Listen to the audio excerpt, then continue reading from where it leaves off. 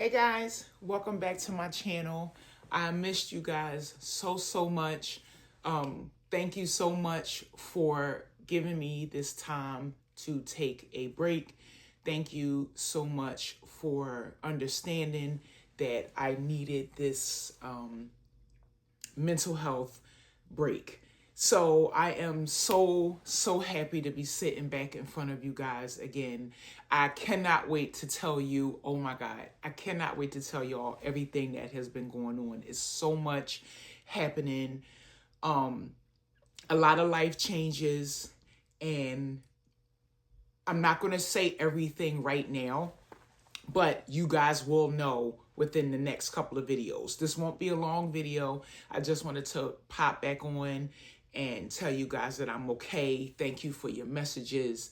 I love you guys. I love talking to you guys on Instagram. Some of us have been connecting over the Met Gala coverage that just happened. Y'all know I do that every year. For those of you that don't know, I like to give my thoughts and opinions on the Met Gala, the theme, and how the celebrities interpret the theme every year. And I can be a little scathing, but it's honest, because it kills me because they have literally access to everything, all the archives, all the images from the past, everything that they can use to research these themes, and they just go to the same recycled designers and they just show up however they feel like it. It's just no thought, no research, and the Met Gala just boggles my mind every year, and I give my thoughts on it, and we have been communicating back and forth online. So I really appreciate you guys. I'm glad you love it. And I'm so happy to be in a headspace where I can sit back in front of you guys again. I want to give you guys like a quick update. I'm going to be taking you along with me in these next couple of weeks to some big changes that have been going on. And hopefully you guys will enjoy this new journey and this new part of my life. So before I get into all of that, I want to give a special shout out to the sponsor of this video, BetterHelp. They are on a mission to make starting therapy easier. You guys know that I am a huge proponent of therapy. I personally use BetterHelp, and I literally could not be happier with my experience. They have over 7,000 reviews, me being one of them, and a 4.3 rating on Trustpilot. Another amazing part about BetterHelp is it's so easy for you to figure out how to talk to your therapist on your own terms. You could do text or you could talk on the phone, but it's so easy because you can get your therapy session in wherever you are. If you're at work, you can take a quick phone call in the bathroom or in your car on your lunch break. If you don't feel like having to physically talk and explain everything because you may be emotional or going through something at the time, you can do your appointment over text. They make it literally so easy for you to get your therapy sessions in. So my favorite part about BetterHelp is you fill out a short questionnaire and they will match you with the therapist within as little as a couple of days. Now, it's easy for you to switch therapists at no extra cost if you don't match with a therapist. So it's okay if you find somebody and you don't feel like you connect with them. It's so easy for you to just switch over to another therapist. I've had my therapist, the same one, since I started using BetterHelp. I thought about maybe switching and seeing what else they had, but I matched so well my first go around with my therapist that I don't even want to chance it. I don't even want to change it. I don't even want to go through the whole, it's like they know me like I've been talking to them for years because I feel so open and safe with this person. And that's another thing that BetterHelp does so well. When they match you with someone, they match you to exactly what you put down on the questionnaire. You wanted somebody that was going to give you the hard truth. You don't want to be coddled. You want homework. You want to them to give you certain techniques and not just, oh, everything's going to be okay. You want work. You want work to be done in your life. You need tangible change in your life. You can be matched with someone that could give you the advice that you need, that can give you techniques that can really change your life. I've been able to convey what it is I'm feeling to my therapist, and they give me my own roadmap to how to navigate these new changes. And I could not thank BetterHelp more for matching me to my therapist. They have literally helped me so much. You guys know how I feel about protecting your mental health, because I will take a break in a minute to protect mine. But if you or anyone in your life, anyone you know that could benefit from therapy, I highly recommend it. And I would love to give you guys 10% off of your first month of therapy. Just click the link below, betterhelp.com/Asia Walker, and get your 10% off. And I would love to hear how you guys are incorporating therapy into your life. If you're thinking about starting therapy, there's no drawbacks to therapy. Even if you used it one time, there is no drawback to having someone that is unbiased, having someone that is professionally trained, and having someone that is strictly there to help you. Thank you, BetterHelp, for sponsoring this video. So, like I said, this video will not be long. I just wanted to pop on here and just let you guys know a couple of the life changes that I had going on, and just talk to you about where we left off.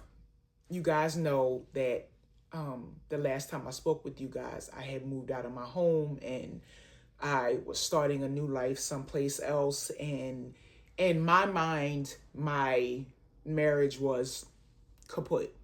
I want to have like a proper sit down and explain to you guys like everything that went on.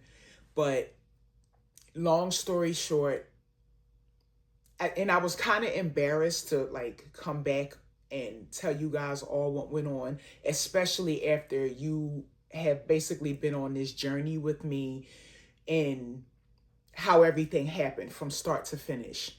And I was kind of embarrassed, I'm not going to lie, to come back on here and discuss everything that has been going on, because I know me. And I was telling my family, like, how am I going to go on here and not explain myself, but explain the decision I made after, you know, we all had our pitchforks out. I ended up moving back home. And while I won't in this moment tell you, like, get into everything that went on, but I had a choice, and I made the choice to follow my heart, not necessarily my mind. And I'm going to explain what I mean. I'm not saying it in like a negative way. In my mind, my marriage was over. And as you can see, if you guys go back and look at my older videos or my last couple of videos, I was gutted. I basically felt like the whole time I was married was just like a waste.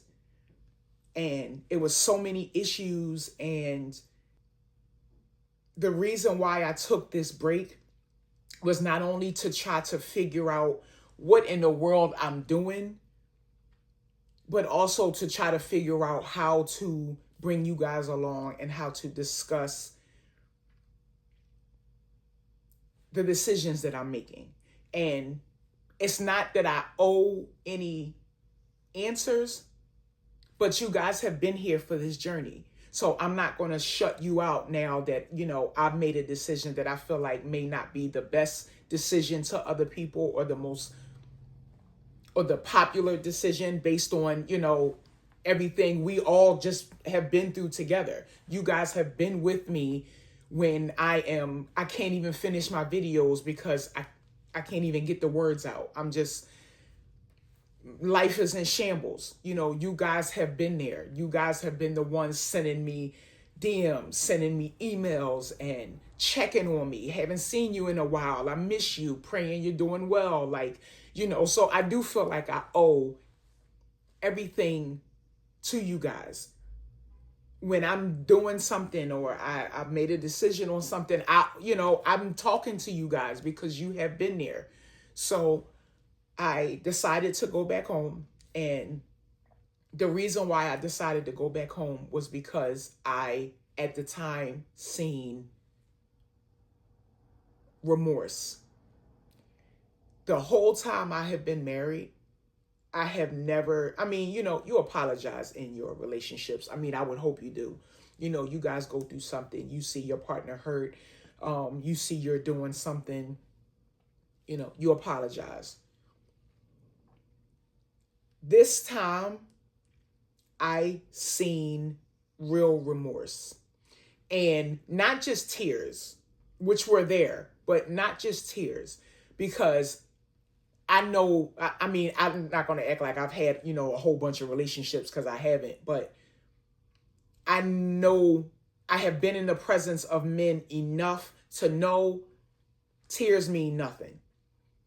A man will be cheating on you and, falling out in the street, joining a cult, his head looking like Martin when he ran away from home. Giving his life up to the Lord. Still be lying. The girl be waiting on him to finish so, they can go on their date. Like, I'm not a fool or naive when it comes to that. But I also know how your heart can alter your decisions. And like I said, while in my head, there was nothing left. In my heart, that's what I chose to follow because I felt like I didn't have a choice. Because I've never seen this level of remorse before. It's like, I'm trying to give like a good analogy so you guys can understand like where I'm coming from. Okay, it's like you're gambling because love is a gamble. We all know that. You're gambling and you have 1 quarter left. You don't have much money. You got enough money to eat for the rest of the week. And, if you got a bill or two coming up, you can cover your bill. But you got 1 quarter left to spend. And you've been playing this slot all day. And anybody that is play slots, the longer you play, the more likely it is for you to have some type of payoff. And you make the decision of whether to use your last quarter to play or just cut your losses and walk away. And all you can think about in your head is, what if? What if I use this last quarter and it pays off? So that's basically was my mindset. What if?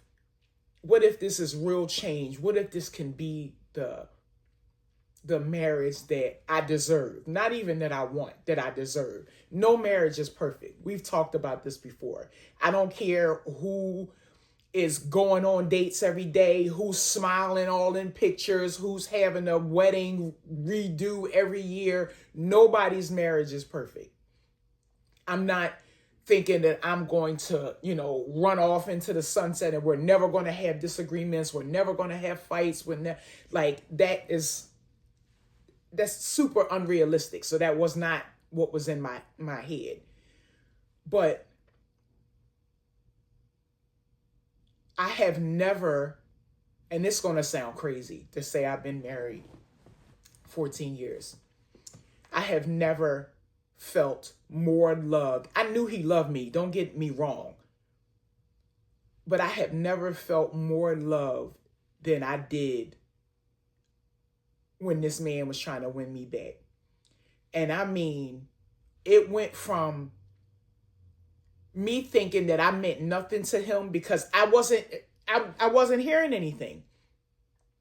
So I don't know what shift happened, what light bulb came on, like, oh, this is serious. This is not just, they're going to their sister house. They're going to blow off steam for a while. They be all right.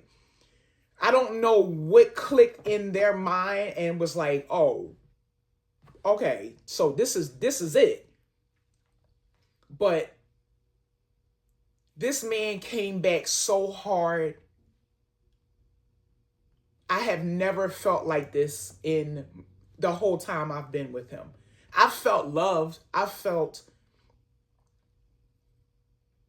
important in some instances. I felt like sometimes he would put what I wanted before what he wanted. But I've never felt like, I'm not going to cry in this video, I promise. I've never felt like, I've never felt needed. I've never felt like I cannot function without you. You are a vital part of my life. I've never felt like that. And I did then. And it still may be stupid of me to even have that thought process. Because again, when your back is against the wall, you're going to do and say whatever you have to. But why would you have to? You know what I'm saying? Like, if it's over, let it be over. Like I discussed with you guys before, sometimes I felt like he didn't like me. So this is your opening. And there could be a world where it's like they would rather have you and make you miserable, or they would rather have you so nobody else can have you. Whatever the pushback is, trust me, I have went over it in my head a million times. Y'all already know. Y'all have been riding with me long enough to know me by now. I am my biggest critic. Nothing you're going to say about me, I haven't already said 1,000 times. I don't care how confident I may seem. I don't care about how I dress. None of that. I am my own biggest critic. And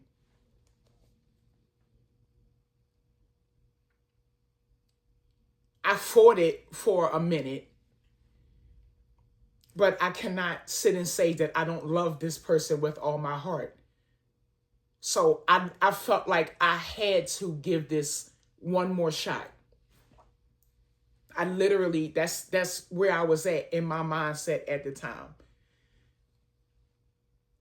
And it wasn't just gifts and things like that. It was fundamental changes that I needed to see in order for me to even entertain putting this marriage back together or attempting to put this marriage back together. One of those things included therapy for both of us, which is another reason why I will always have a special place in my heart for BetterHelp, because it literally makes it so easy for anybody, even a beginner or somebody who is not used to discussing their background, their feelings, their emotions with a stranger. It made the process so much easier. There were other things that I needed that were concrete bullet points that these things must happen, or this is not going to work. And I'm no fool. I'm not expecting therapy to last forever. I'm not expecting to have the red carpet rolled out for me forever. I'm looking for long-term lasting change. It's, the gifts and the big gestures and all of that stuff is wonderful. I mean, what woman don't want that? Who doesn't want to come home to surprise flowers and date nights and all, like everything that I've always wanted, which to me is the bare minimum. Like, let's be clear. But everybody doesn't get the bare minimum. And I just needed for my own self to give it another shot using these new tools. Now, if church, prayer, therapy, and really taking a long, hard look at our marriage doesn't work, then it's not meant. And I can honestly say that because I literally jumped out of the airplane with no parachute on, I'm not afraid of that. Not saying that I want my marriage to end, but the way I was the first time, I'm not afraid of that because I know that I tried everything. I know that I gave it my all. I know that there's nothing nobody can say, well, why didn't you, or did you guys, I did everything, including work on myself. Because one thing my family keeps telling me, you can't change other people, you can only change yourself. And I spent a lot of time trying to change him. And the change came when I changed myself. The change came when I put myself first. And not in a selfish way. I put myself first, meaning if I don't do something, this is never going to change. If I don't make a move, this is how this is going to be for the rest of my life, if not worse. And honestly, I seen it getting worse. So I literally did not have a choice. I didn't plan it, clearly, because of the way it was just a cluster everywhere. It's not something that I meditated on. I didn't pray about it. I didn't ask God about it. It's just instantly like a light switch. In that moment, I guess it was like an epiphany. You have to go.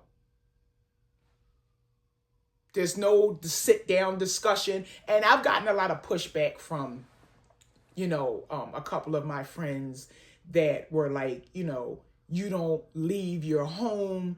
How do you leave? And, you don't at least discuss it with him. You don't give him that opportunity. But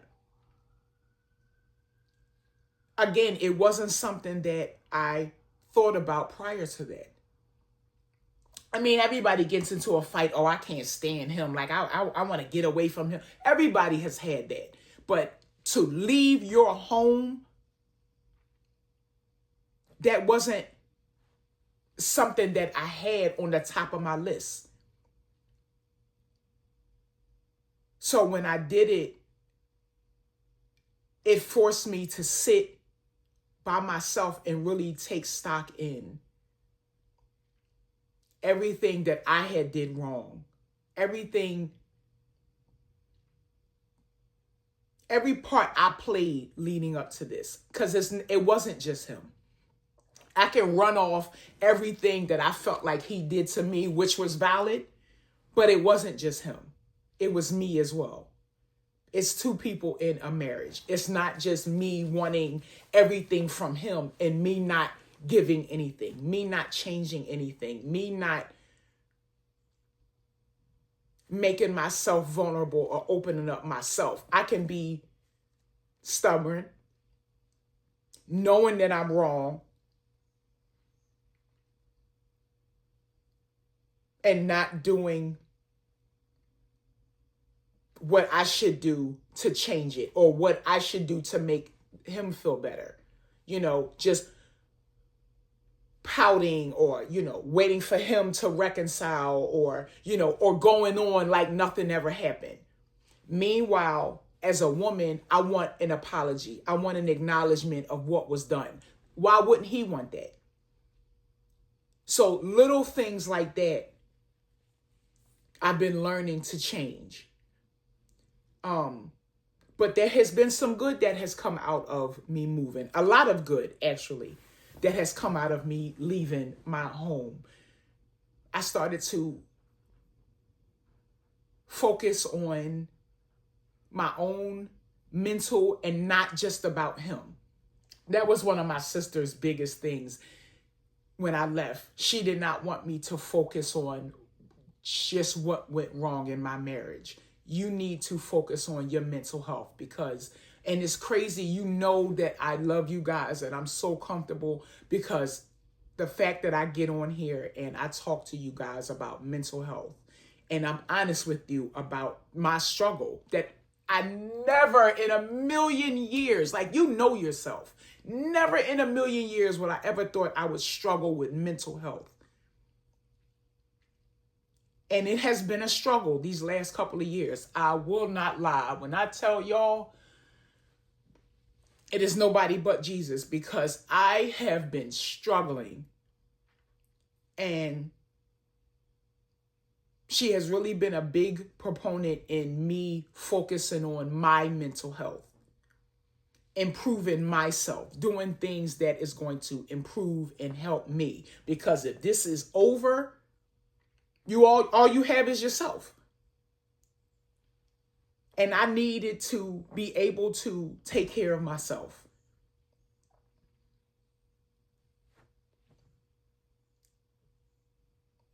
So I started doing things to change my life.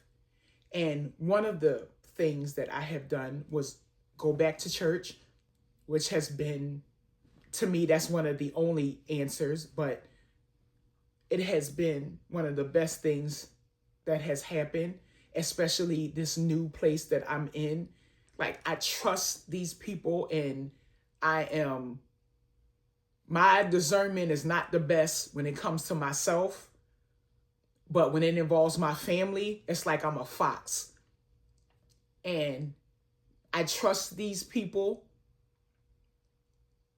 I feel like they are true people of God, not just money and status and just, with your chest puffed out because this your church and you're the boss. Like, these are humble servants of God.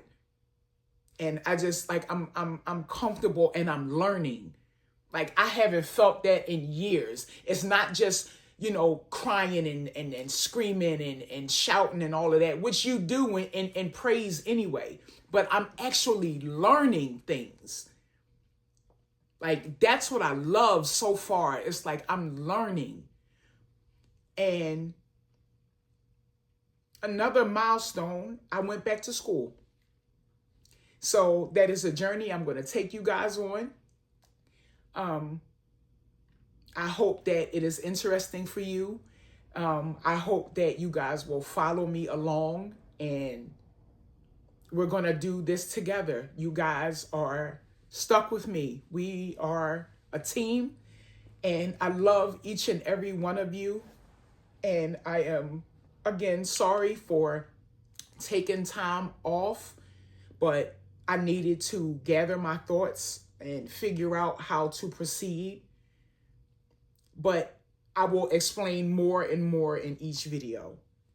Again, I can't tell you all everything in one video, but I'm going to do lives and I want to hear you guys' opinions and feedback.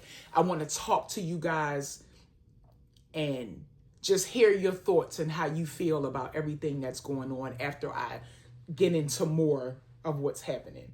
So I'm going to end this video here because I have more videos that I have lined up for you guys. I just wanted to come on and say thank you so much for your patience. Please don't give up on me. I know it's annoying when I take breaks.